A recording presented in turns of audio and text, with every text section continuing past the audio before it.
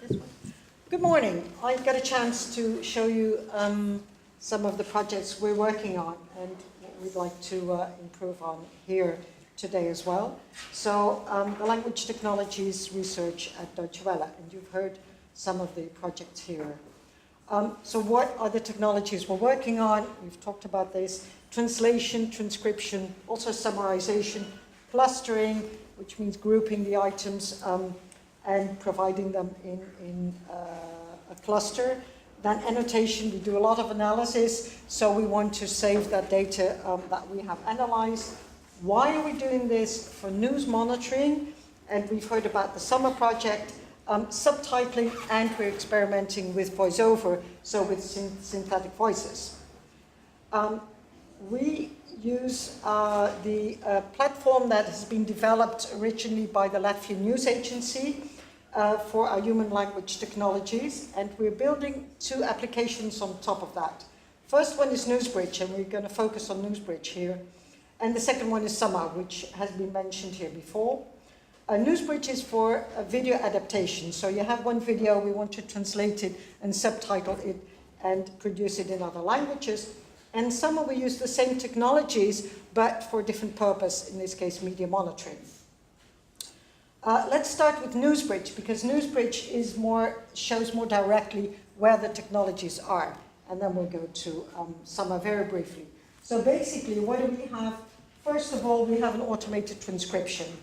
So we have a video and we want the automated transcription. Once we have that, we have the original language in text, we can do an automated translation.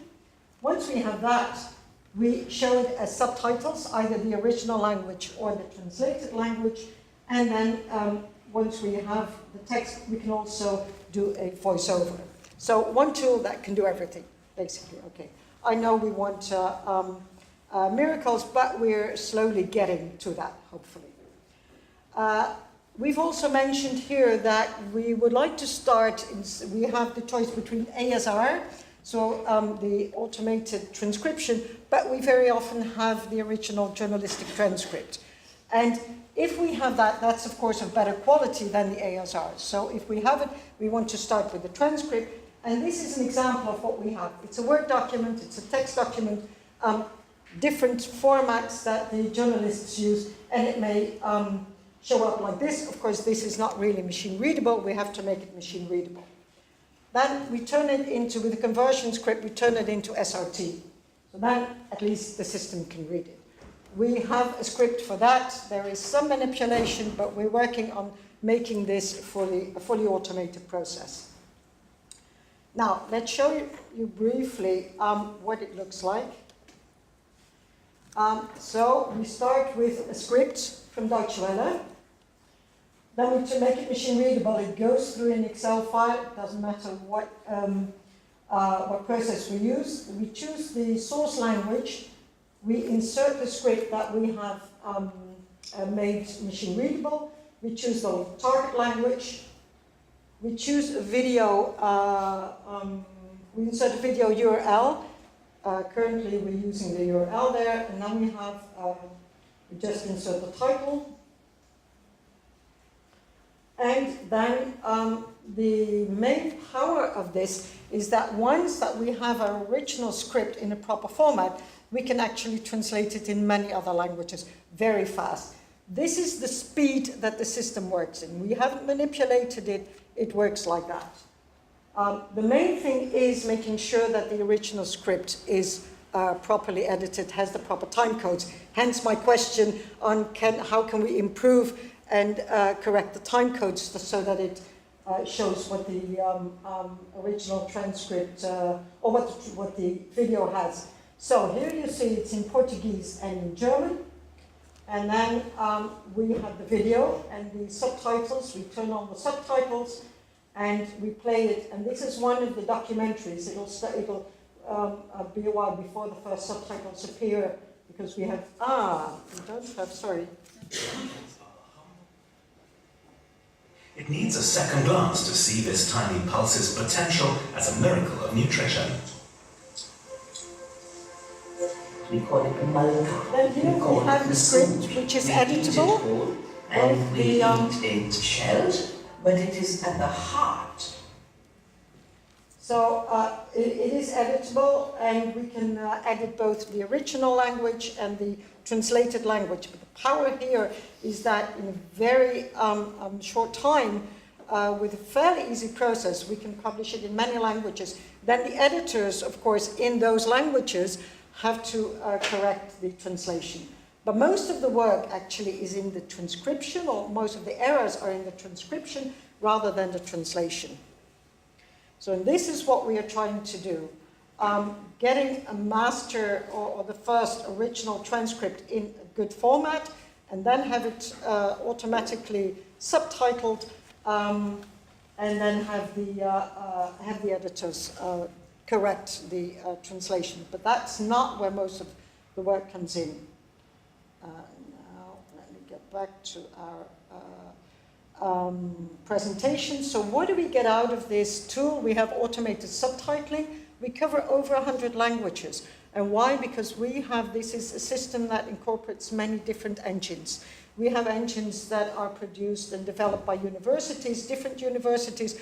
We also include Google, we have IBM, we may want to include Amazon, Trint. We're working on getting Trint in there. We have also actually gotten the permission from the European Commission to have the translation tools that the European translators work with. So we have a whole series of engines, and that allows us to do many languages, as opposed to Summer that we had. So there's a selection of services. We use off-the-shelf and customized tools. Of course, the university tools are trained on our data. Different options could be better, but they cannot do all languages, and that's why we need a selection. And of course, we have the post-editing option within this tool. We want to have one tool that the editors can work with for all languages, for all steps. I'm just briefly gonna talk about Summer because we've seen this. So this is using these technologies for monitoring. You've seen this one, you've seen it here where we have the transcription and the translation.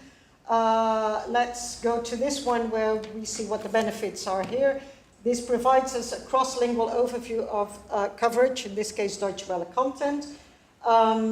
We focus on text and video on demand, not on live video streams yet. It can do that, but we focus on the videos that we produce. But also text. We still produce 80% of text, so it's very important. Then the quality is better. These are customized tools, fully automated process. It grabs it from the API and it spits out the overview. So no intervention from any journalist or editor. We can install it locally, therefore we have full control. It's fast and it's at a low cost. Quickly, how do we do this? So we use mobile content at the moment for both platforms. We go through our Deutsche Welle API and then we provide it to both Summer and Newsbridge. For the transcripts, we go to our open media repository. We run it through a conversion script, which turns it into SRT and then into subtitles. This looks very nice, of course. We're still working on the workflow. The main issues that we have are, one, how do you automate fully the original script into an SRT script without any manipulation or correction? Secondly, how do you play it out? Currently it plays out in the platform. We can download it as an MP4.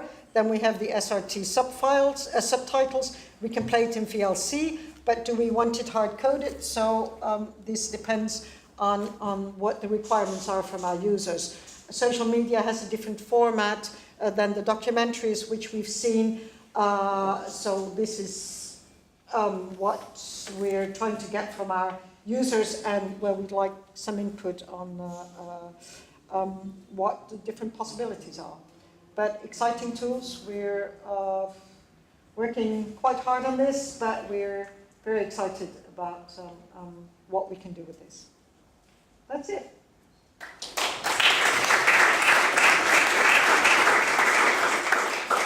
Any questions, actually?